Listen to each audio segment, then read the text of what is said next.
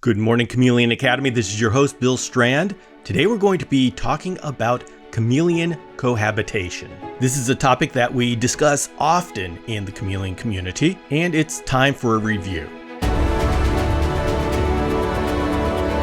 Today we're going to be listening to a podcast episode that was actually released 4 years ago, but it effectively encapsulated what we need to know about cohabitation and chameleons. And so I will be playing that again here, but let's go ahead and talk about what has happened in the last 4 years. Over the last 4 years, there's been a greater awareness within the chameleon community over the benefits of keeping chameleons separate. Although chameleons do interact in the wild, we are looking to provide the ideal conditions when we restrict their movement to the size of a cage. One thing that's become more and more evident is that people desperately want to keep chameleons together, and they will do anything possible to justify it. I continue to hear breeders at reptile shows saying you can keep chameleons together, and I think that it's a combination of wanting to sell more chameleons, but also they keep chameleons together and they feel if I'm keeping them together, and then it's good husbandry and everybody should be able to do it. The fact is, just because chameleons breed doesn't mean they're in ideal conditions. I think we can find examples throughout the animal kingdom of how animals will breed under non-ideal conditions. And so you as the keeper, and I don't think we want to call this a luxury, but in a way it is, you have the choice to provide ideal conditions for your few chameleons. But if we are going to say that chameleons can't be kept together, we at least need to understand why. And that is what this episode talks about. The important thing is that you can both understand and articulate the reasons why chameleons do not do well together. And so I want to do a listening of this episode of Keeping Chameleons Together. And being on YouTube, you will have a hybrid experience. It will show both on the video channel as well as YouTube Music. This is an audio experience designed to come along with you while you're doing other things throughout your day. So let's go ahead and roll the episode. Cohabitation has been a hot topic since the beginning of chameleon keeping, and it has been discussed in this podcast a couple of times in the past with relation to stress and free-range setups. But this is a topic that deserves its own episode where I compile all the information in one place. We humans like to pair things up. It is natural to us. We spend most of our lives looking for a partner, and our movies, books, TV shows, songs, marketing ads, and just about every aspect of our lives revolves around our interpersonal relationships. So much so that it's hard to imagine another way to live. We chameleon keepers have a special challenge. We have chosen to include in our lives a creature that looks at the world in a completely different way. We have taken responsibility to create a space where this alien creature can live and thrive. They have developed over the ages to be perfectly adapted to their environment with a social structure that has its nuances, rules, and communications just like ours has. It is a social structure that fits what they are. When you bring a chameleon into your life, you have embarked on an incredible journey to understand a different life view of the world. Our first step in understanding chameleons is to consciously realize that what feels right and our instincts will lead us astray. Our instincts and feelings are tuned into human social structure. Within the human context, trust your feelings. Within the chameleon context, do not trust your feelings.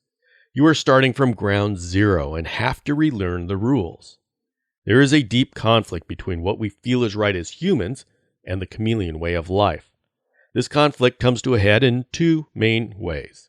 The first is in cohabitation, and the second is in our projection of the love emotion on them. In this episode, we'll explore the first, cohabitation.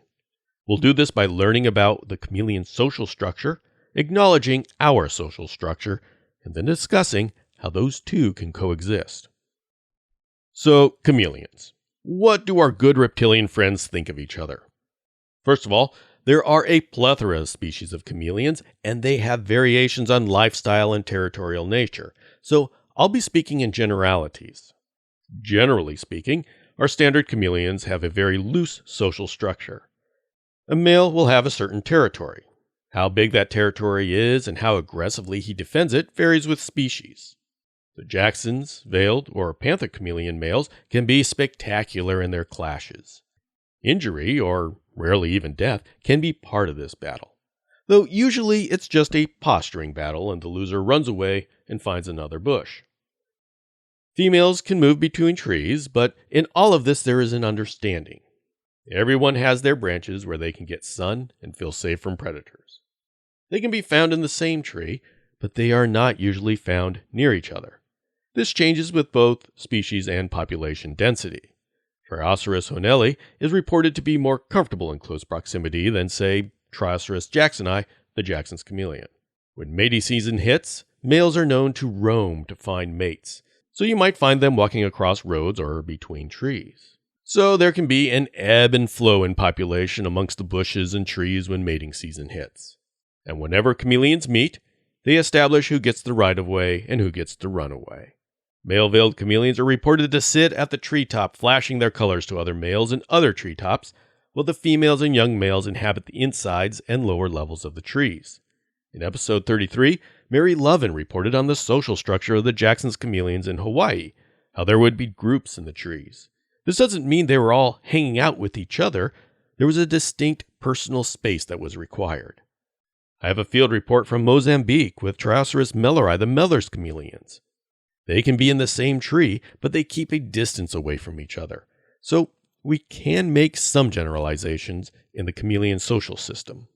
Mating season deserves some discussion, as this is where they do get close to each other and sometimes stay close.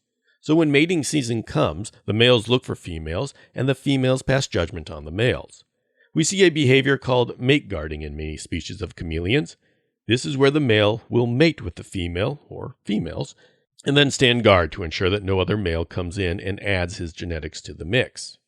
A 2001 study determined that Commaleon chameleon was more aggressive in defending the larger females, so they do recognize a priority structure, with the female producing more young being guarded more. While the more romantically inclined humans may see this as pair bonding, the truth of the intention of the males has little to do with affection for the female. Another study saw that pairs of certain chameleons, including the Jackson's chameleon, stay together for months before going their separate ways. There is a nice chapter by Devi Stewart Fox in the book Biology of Chameleons that summarizes the handful of studies that describe the mate guarding behavior. The main takeaway for us is that when we include another chameleon in the mix, we introduce a complicated social interaction that can change with the seasons, that change with age, that changes with growth. So it is a whole new level of husbandry. When you hear the phrase that chameleons are solitary animals, know that that is a gross oversimplification. They have a rich social structure that they all understand perfectly. It is just very different than human social nature, and sometimes oversimplification is necessary in this world.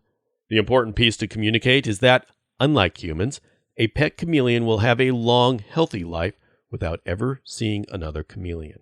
In fact, it is when you bring another chameleon into their life that we introduce a whole new range of complications that are not necessary for their physical or mental health. It isn't inaccurate to have a solitary mindset when considering how we will keep them in captivity. So yes, there are many layers of understanding here. Now, how does all of this affect us keeping chameleons in captivity? If we keep one chameleon, it isn't that hard. They want their basking branch, the 4 gradients, see episode 1 of this podcast, and a good place to feel safe sleeping. Pretty simple. That gets turned on its head when you introduce another chameleon into the same space. You now have all of those social interactions that we just discussed happening in the space of your cage. If you remember, a chameleon's loose social structure includes a great deal of space between individuals. Even when they are in the same tree, they want their elbow room from each other. If, for whatever reason, they do get close, they are entering into a tolerance of each other, which, when either has had their fill, they will fight for their space or go find another place to sit. To have a healthy social interaction, you need to provide the space necessary for chameleons to go through all the steps and nuances of their social interaction. This can only be done by giving them a treetop or 2 to act out their social behaviors. Otherwise, things get seriously messed up because they cannot exhibit the behaviors required by their social rules. And chameleons cannot talk it out, make allowances for reduced space, and find a middle ground. The first thing chameleons do when they come into contact is establish a pecking order. Who gets to eat first? Who gets their choice of basking branches? If one is larger and the other accepts their secondary status, then there is a peace and the primary gets the first choice of everything. But this means one will be healthier than the other. And here is the annoying part. There will be constant reminders of who is in charge. They can't just decide and then go on with life. Every day that the second in line grows, he or she reevaluates whether they want to be second in line. So the alpha male or female always has to defend their position. So there is a constant stress on both as they are jockeying for position. Some are pretty dramatic about it. They gape, they posture, they flatten out, they fight. Others do it silently, and it's actually difficult to see that it's going on unless you know what to look for. Jackson's chameleons are notorious for not giving obvious signs of stress. Well, until they suddenly, for no reason, get a respiratory infection and sometimes die. The problem is that their way of quietly dealing with their problem is so subtle that Jackson's chameleon keepers actually think they are happy. If you are a new keeper to Jackson's chameleons, please listen. You may think that they love you. You may think they love their cage mate and are doing just fine. It is months later that we are all on social media trying to pinpoint the reason for failing health when your husbandry appears to be perfect. That is, except for the cage mate. So what is going on is that your two chameleons are spending their days struggling with the chameleon social structure. You just do not have the amount of space in your cage necessary for them to play out their social communication. Part of the reason why chameleons can be in the same tree in the wild is because they can easily get away from each other when necessary. And here is my soundbite that you will hear over and over because it perfectly encapsulates the situation. Cohabitation does not work, not because chameleons can't be around each other, but when they cannot get away from each other. And this isn't just solved by providing visual cover. When they are in this battle, they seek each other out. They will find each other. The dominant one will deliberately take the smaller one's food. They will crawl over each other. The dominant one will perch next to the submissive one to remind them of the structure. This is where humans think it is cute that they love each other so much that they sleep next to each other. It is like the teacher looking out on the school ground from the window, commenting on how well you and your bully share your lunch. You must be great friends. And here's the base problem. In chameleon language, you win the debate when the loser leaves your area. In the wild, the loser just goes to the other side of the tree or finds a different bush and life goes on. In a cage, the loser never leaves, so the winner never wins. By removing the ability for the chameleons to leave the area, we are messing up their ability to communicate within their defined social structure. This introduces stress, which, over time, degrades the immune system and lets in an infection of some sort and can easily end up killing the chameleon. I wish I was being overly dramatic, but we see this progression happening all the time. If the course is not changed, it leads to the death of one and the weakening of the other who spent so many months winning the argument. Most people don't catch this because they don't know the signs of trouble and, worse, misinterpret the signs they do see as positive relationship signs. Even if two are together and they appear to have established a pecking order that both agree on, things change. As they grow older or get bigger, the younger and smaller one starts questioning why they are the number two. As seasons change and internal urges for mating pop up, the whole process starts again. So every day is a different day, and there's potential for things to change, and they do. So why do we do it? It's not like anything I'm saying is new. In fact, any intrepid Google researcher will find an article in the Chameleons Easing by me 16 years ago saying something suspiciously similar. And then another article by me on the dragonstrand.com website 5 years ago with, well, not a lot changed. And then podcast episode 6 on stress 4 years ago. And yet, one look at social media shows that our desire to put chameleons together in a cage is alive and going strong. Why? Well, because we are pack animals. That is what we know. We are not happy until we have someone in our life, and we're not happy until the people we love has someone in their life. And then we create a community around us of more individuals. We feel safe and secure when we are in a group. Even people who want to be seen as individuals want people around them to recognize their individuality. This community structure is so ingrained in us that we don't even consider that is a pack animal mentality, and not every animal is a pack animal. Pack animals have such a strong desire to create communities because that is how we survive. Humans are miserably ill-equipped to last on the savannah. We have no claws or teeth, so to speak, and no body armor. We're nice and soft and good to eat. Our only saving grace is our brain and working together in groups. Wolves and lions have discovered this as well, but tigers and bears have discovered the solitary life works for them. It really is species dependent. But this is why dogs make such great pets. They understand the same social structure as we do. They make social bonds very similar to ours, so we as species understand each other. Touch means the same thing to them as it does to us. Napping together is a sign of trust and bonding. We both agree on the meanings of these actions. With chameleons, though, if your chameleon naps on your hand, the experienced community all goes crazy talking about vet visits and figuring out what is wrong before the chameleon is dead. Two totally different worlds. So when you consider a chameleon and you want to put two in a cage together, consider why. Now, let's be fair. A huge number of cohabitations start with the pet store owner or reptile show vendor telling you not only it can be done, but sometimes that it should be done. They have done it for 6 months and everything is fine, or else this is a bonded pair. This all comes from greed or just ignorance. Although it is very frustrating to be still having this debate, I don't want to demonize the people who say that, well, for example, Jackson's chameleons can be housed together. With all the misinformation out there, how can someone that deals with 50 species of animals be expected to know more than the surface level of each one? How deep did you have to dig before you found this podcast? And you are dedicated to chameleons.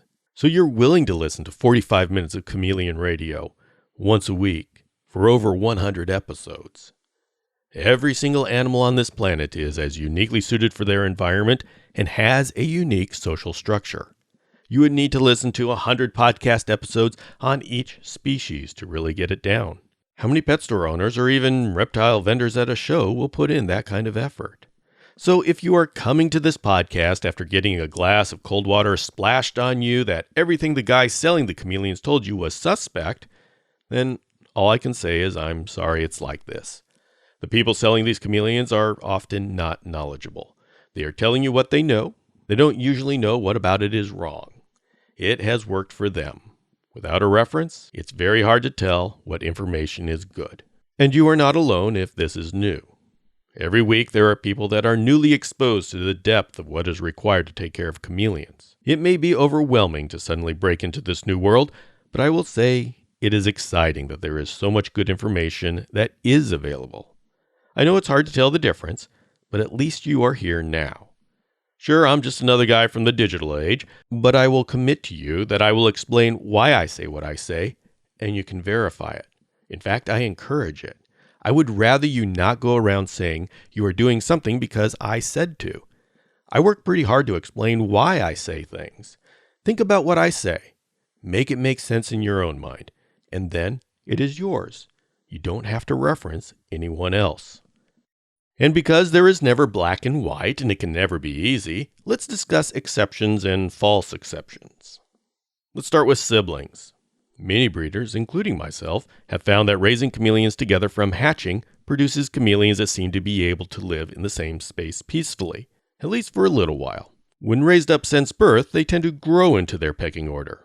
We need to be careful, though, because as they grow, their bodies are changing and their hormones are developing. Things change, and one day, they may not be doing so well together. I once had 4 panther chameleon brothers raised together that appeared to live in harmony. They did this until they colored up and went on to new homes, but I would never recommend counting on this to happen. It can go horribly wrong. And I'm going to bring in a bizarre development that is admittedly new to me. There seems to also be a mental health aspect to this. Apparently, siblings can even develop an unhealthy dependence on each other. It is rare, but I've come across a handful of cases now where the siblings raised together would only eat when they were with the other. They would take this to the extreme where they would refuse to eat unless the other was there, to the point of losing weight. find yourself in this situation, I'm going to strongly suggest you not view this as sibling love and do what it takes to break them of this unhealthy relationship. When I first heard about this and Jackson's chameleon sisters raised together, I thought it was a fluke. When I heard about another case, and then another, it got concerning. If you have encountered this situation with two sibling female Jackson's chameleons, or any other chameleon, please email me and share your experiences. I'd like to get to the bottom of what is going on. As for how to break them of this, I have brought on Alicia Lowe, who is a moderator on the Jackson's Chameleon Community Facebook group, and we discussed the situation and what she finally did to solve the issue. Let's just start off by explaining the situation that you had, which is pretty unique, but we're running into it more and more where Jackson's chameleons get codependent, which was honestly a surprise for me. It was for me too. So could you explain the history of the two that this happened to, and then what happened that you figured out what was going on? Well, they were all from the same brood. I'd noticed some issues. They were constantly staying together, which Jackson's, any chameleon, that's odd. Yeah. And it just struck me odd. It bothered me. I would try to separate them, and within 2 weeks, 3 weeks maybe, they wouldn't eat. They'd start dropping weight. I'd put them back in together, and they'd start eating again. Yeah, it kind of threw me as something's not right here, but they'll eat together, but not away from each other. Now, how long had they been together up until this point that you started getting worried? Probably 10 months to a year. What was the behavior of them while they were in the cage together? Just constantly staying close together. Most of my babies, when I have them, they'd spread out, they'd move all around the cage. They wouldn't be near each other. These two continuously stayed right next to each other. Were they gaining weight while they were in the cage together? Yes, they were. Then you separated them and they stopped eating. Yep. To the point where they started losing weight, which is where we generally say, okay, there's something wrong here. Mm-hmm. When you brought them back together, what was their eating behavior? And I'm wondering if they acted like they were competing for the food, or did they take turns? Did they look like there was an established pecking order, or were they constantly battling for dominance? They weren't battling for dominance at all. It was, one might eat, then the other one would eat, then another day one would eat. They'd take turns with it. It wasn't a particular pecking order, anything. So how did you actually go about separating them so they would eat on their own? I took 2 enclosures and I put them right up against each other to where they could see through easily. There was no divider. And for probably about a week, maybe 2 weeks with them being in there, I didn't put a divider in on them, and they continued eating that way. They could see each other. There were no issues. After I did that for about 2 weeks, I slid a divider in between them to get them used to not seeing each other. But whenever I fed them, I pulled the divider out so they could see each other, and they ate no problem. Okay. From there, I slowly worked with them and got it to where I could leave the divider in place while I was feeding them. It probably took a month to 2 months to completely do it. That is very interesting. So once you went through the entire process and now they're eating without being able to see each other, what difference did you notice in them, say in growth rate, behavior? Is there anything that you noticed that was different than when they were together? They got to where they would move throughout the enclosure. When they were together, they pretty much stayed in one spot. They didn't move around. And when I finally got them separated, they'd move around like you would expect one to. So that told me something was going on that I couldn't tell. But once I got them separated, I could see a difference. Did you ever try to put them back together after you separated them, or bring them close together or in visual range? No, I didn't. After going through the headache of getting them separated, I didn't want to risk having to go through it again. Yeah, I wouldn't, but yeah. I ought to ask just in case you did for science. Okay. So, what do we make of this? And why are we seeing this dynamic now? People have kept Jackson's chameleons together despite best practices for decades. Maybe it's just that I'm hearing about it now and it's been happening all along. I don't have an answer on that just yet, but this is another example of how complex the emotional state of our chameleons is. I am sure some of you remember my experience where I had a male that grew up with a dominant female, and he was so friend-zoned that there was no way I was going to get a breeding. Even after separation, they both remembered the pecking order. So I brought in a mirror and pretended to be another male competitor. When he gave any sort of response, I would make the male in the mirror run away. After a couple of weeks, he got his confidence back. Scaring away every male in the jungle did something for his self-esteem. When I placed him in with the female after that, he put on a stellar performance, which resulted in a successful mating. The point is that you have two examples here of emotional issues having to be resolved. These just happen to be because of cohabitation, but the deeper realization here is that this is a complex creature we are dealing with. Now, going back to the situation where the two females were locked in whatever relationship they had, Alicia reports that this did not happen with the other babies that grew up in the same conditions. So the mystery deepens a little more. What was it with these two? It was obviously unhealthy because they were not acting like chameleons should. But you could almost ask why mess with what they had if they were eating and growing. The answer is that they weren't acting like chameleons should act. It's hard to tell how that would have played out long term, but with the report that once they were successfully separated, that they went on to exhibit expected chameleon behavior, I think it is clear that this condition, if you ever run into it yourself, is worth breaking up. The second case is with adult females. Cohabitating males is generally not a hard thing to convince people not to do. But females can be kept together much easier. It does work with enough space to keep females together, but there is still a pecking order and bullying that does go on. It can be at a deeper level, especially with the calmer species. This is one of those situations where you can get away with it because they aren't as aggressive, but you will still have to watch out for trouble. In my view, if you have to watch out for trouble, you are in a compromised situation, and you shouldn't be doing it. We put chameleons in compromised situations for our own convenience.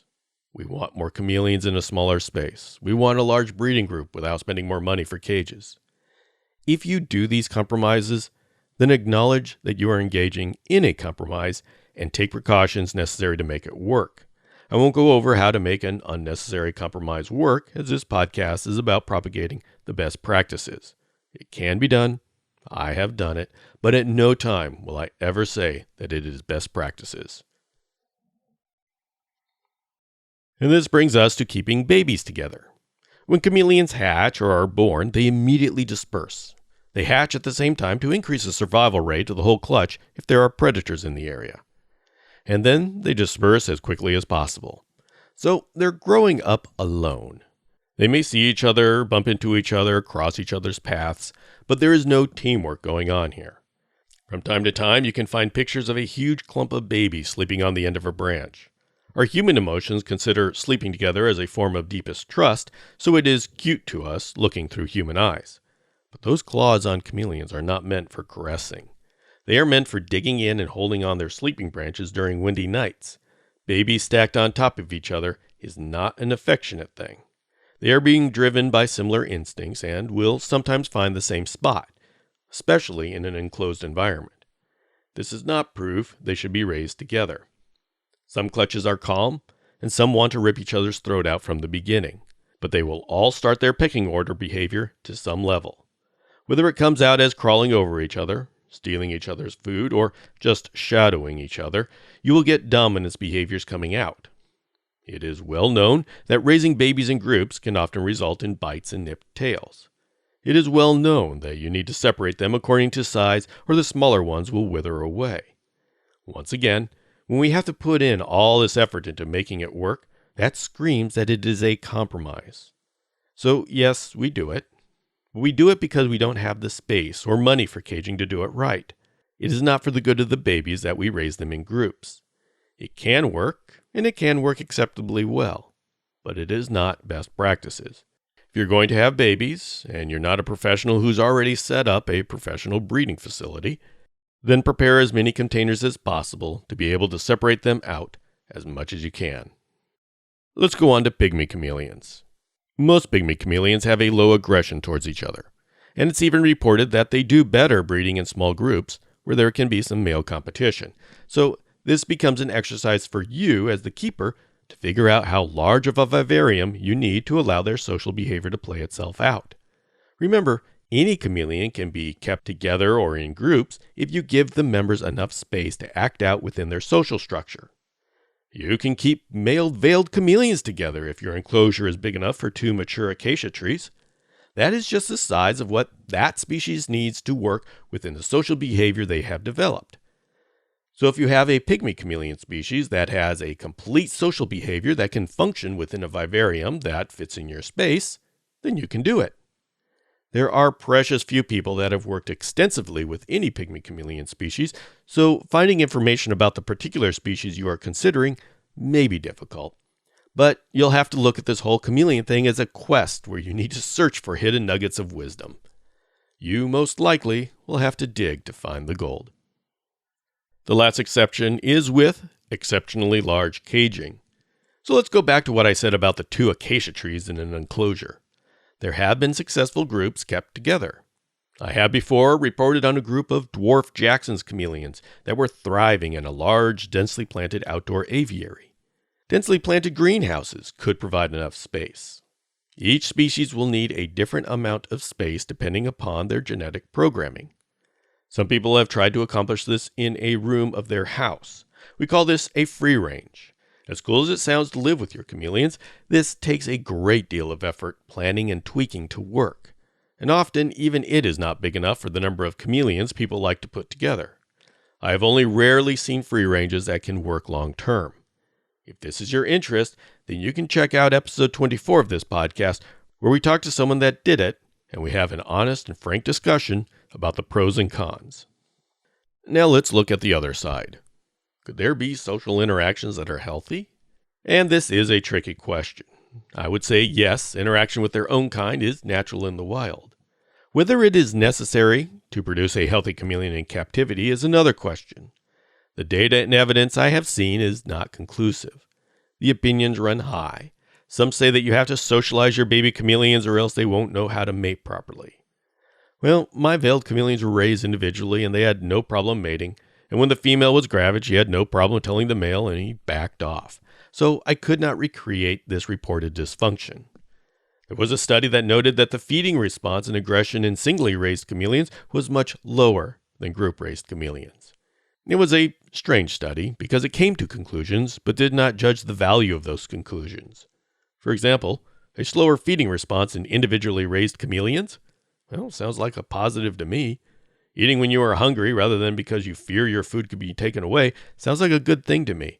But the practical application of this was lost on me. None of my individually raised chameleons across multitude of species ever forgot how to eat. My individually raised baby veiled chameleons were voracious eaters, and I'm not sure how we could stuff more into those little bodies. They all grew up to an acceptable size without instilling a sense of urgency to eat beyond what they already had programmed inside of them. As the epidemic of obesity in pet chameleons is alive and well, I'm hard-pressed to find the problem that needs solving here. And then aggression. If you are having a pet chameleon, what value is there in making sure it can fight off other chameleons? I'm not aware of any emotional issues in captive chameleons that will be solved by juvenile socialization. But hey, if anybody wants to put in the effort to show a true, recreatable positive, I'm all ears. This hobby is about going deeper and learning more, so let's do it. One point where people argue it's a good idea that babies are raised with some sort of interaction with each other is that they become better breeders. On this, I have heard many conflicting opinions. I'll have to save that discussion for later.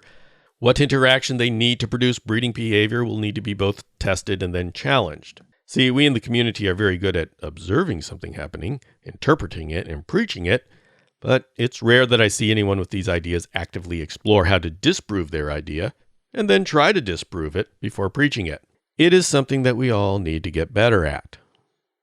Though this level of discussion is beyond what I want to touch in this podcast episode, I want to make the point that if there is a positive to interaction between chameleons as babies, it is almost assuredly a positive that can be given by putting chameleons in visual range of each other rather than in the same cage. So it really isn't a discussion about cohabitation, but more about visual range. And visual social interaction is definitely something worth discussing, and we'll probably discuss this in a future episode. It's well known that chameleons looking at each other from across the room get used to each other and accept each other as being on their own bush or tree. So even male veiled and panther chameleons will accept seeing each other from across the room. Well, let's go back to our test for success. Does this arrangement allow them to exercise their ingrained social structure? The answer is yes. The males are effectively on their own trees, and they're not meeting in the middle. They can communicate with each other, but they're not going to break that territorial boundary. They can communicate, and there's no breach of chameleon etiquette that cannot be rectified within that setup. You could have one cage 8 feet long with 2 male veiled chameleons, and they would get at each other, fight, and it would not work. Or you can take 2 4-foot wide cages, put them across the room, and all of a sudden it will work. And the difference is one cage, the 8 foot where it's together, is one tree. But the 2 4-foot cages are different trees, so it's not about the space, it's actually about whether they can get at each other. So let's wrap this up. The unmistakable bottom line is that the best husbandry approach is 1 chameleon per cage. Everything else is a compromise. There are assumptions in every simplification, of course, and the assumption in this statement is that your cage is not big enough to allow the full range of social interaction in the chameleons you are keeping. With 95% of the cages available and 99% of the chameleons available at any given time, this axiom will hold true. You will be much happier, and your chameleon will be much happier if you follow the 1 chameleon per cage rule. Dealing with the subject of cohabitation is one of the first challenges we humans hit on our chameleon journey. As we tackle each one of these differences in worldview, we develop our chameleon instincts. The more we develop these instincts, the more we can start to trust our feelings again because they have been tuned into the chameleon wavelength. There is no shortcut with this. This takes time, study, and practice. Time, that'll happen whether we want it to or not. The study material is, here. So now it's just you practicing over and over. Test, challenge, learn, do better, try again. Believe me, we all had to and continue to do it.